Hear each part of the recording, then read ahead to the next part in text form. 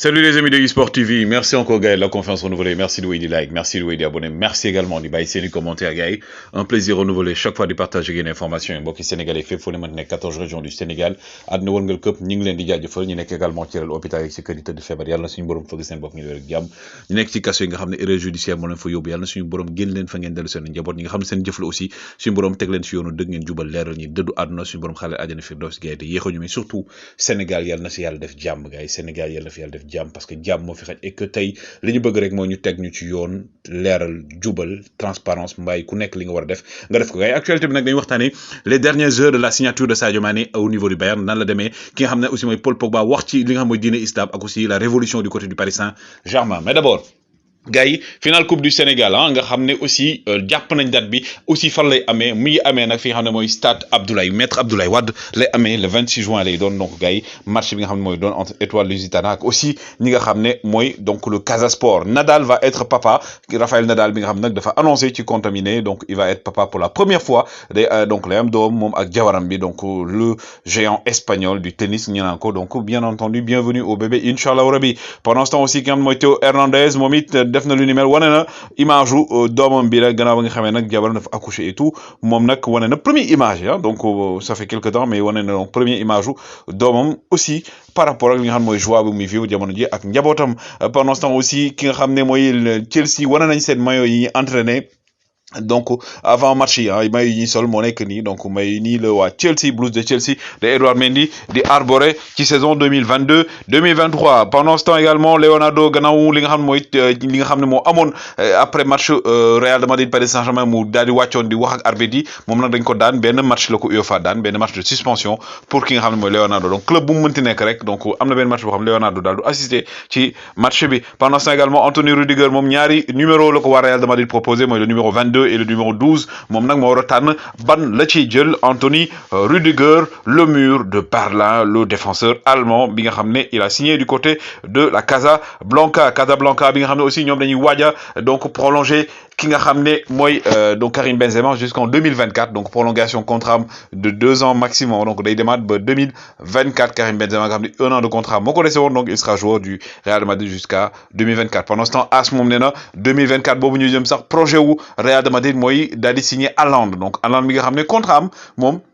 c'est un contrat de 3 ans le signé du côté de Manchester City fi mu ne nii nag AS da ko bëgg indi à partir de 2024 nee na loolu la Real fas yéene def loolu la AS wax pendant ce temps waa Liga man waa Espagne nag commencé nañu sonal Mbappé quoi parce que l'avocat de la Liga moom nee na dafa wax mi nga xam ne mooy ministre des sports français pour mu annuler signature contrat bu Mbappé franchement la gars yi doy na quoi franchement doy na waa Liga doy na Real casse tout waa Liga di casse man je ne comprends plus rien quoi waa Bayern plutôt waa Barça ñoom de leur côté 85 millions lañuy Manchester City pour daal leen di jaay ki nga xam ne mooy donc Frenkie de Jong 85 millions ou rien buñ tegul loolu ci table bi mooy juróom-ñetti fukki millions ak juróom yoo xam ne buñ ko tegul ci table duñ daal di jënd ki nga xam ne mooy Haaland Bissouma moom officiellement présenté par waa Tottenham pour mu nekk seen milieu de terrain déwén donc milieu de terrain bi bu à Tottenham attention à Tottenham donc attention Pape Matar Sarr aussi il faut qu'il travaille pour pouvoir avoir sa place dans cette équipe de Tottenham Marco Roca le joueur donc du Bayern de Munich moom il a signé à Leeds United donc félicitations à lui donc le joueur donc l'ancien joueur du Bayern bi nga xam ne moom il va jouer au niveau de Leeds en Premier League ki ngeen gis également di Gavin Bazunu le joueur de Manchester City moom il s'est engagé du côté de Southampton foofu lay jouer également premier recrue yi nga xam ne Southampton def na ko ci saison bii nu daal di jëm finalement moom dañoo wax naan Manchester City lay dem ba ma tumu Isaac Touré le défenseur du Havre finalement nag gars yi les dernières informations nee nañ il va finalement signer du côté de